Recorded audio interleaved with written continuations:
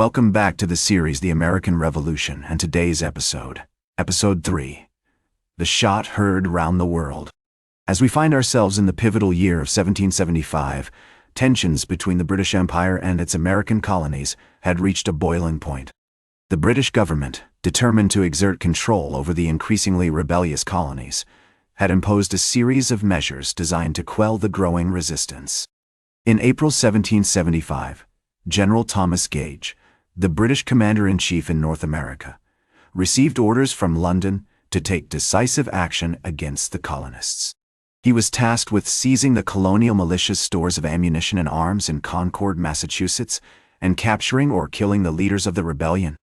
This move would prove to be a fatal mistake, as it galvanized the colonies and sparked the outbreak of war.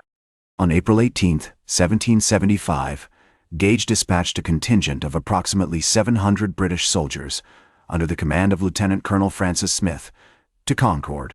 Their mission was to seize the colonial militia's stores and destroy any rebel infrastructure. However, the colonists had been warned of the impending attack through an elaborate network of spies and messengers. As the British troops marched towards Concord, they were met with a mixture of curiosity and hostility by the local population. As the British approached Lexington's Old North Bridge, they encountered a group of about 70 colonial militiamen who were determined to stand their ground. The ensuing confrontation would become known as the Battle of Lexington and Concord, marking the beginning of the American Revolutionary War, (DOR). The British troops opened fire on the colonists, killing 8 and wounding 10. The colonists, however, managed to inflict significant casualties on the British, forcing them to retreat back towards Boston. The events at Lexington and Concord sent shockwaves throughout the colonies, as news of the British attack spread like wildfire.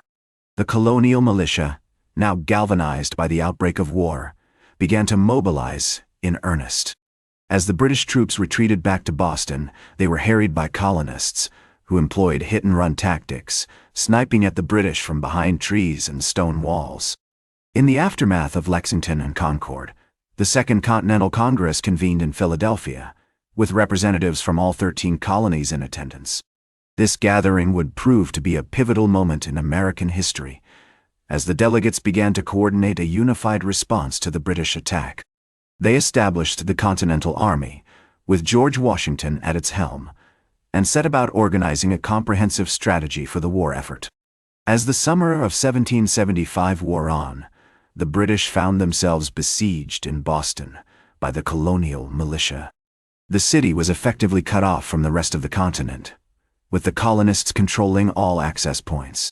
In June 1775, the British launched a disastrous attack on the colonial positions on Breed's Hill, which overlooks Boston Harbor.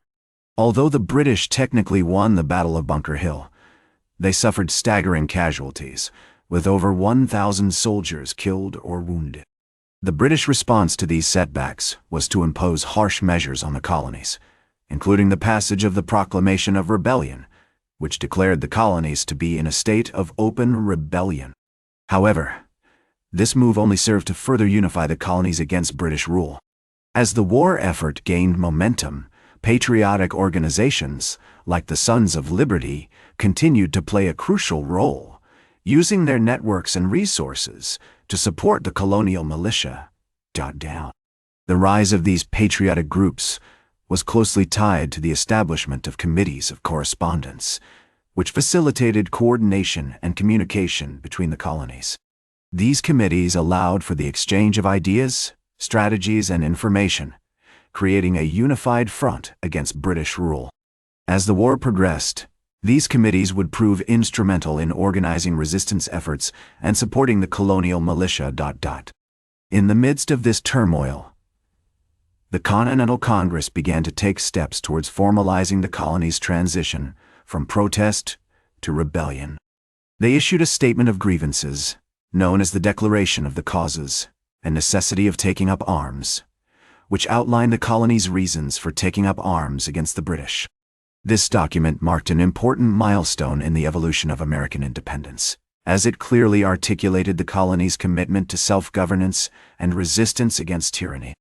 As we conclude this episode, it's clear that 1775 was a pivotal year in American history, marking the beginning of the American Revolutionary War.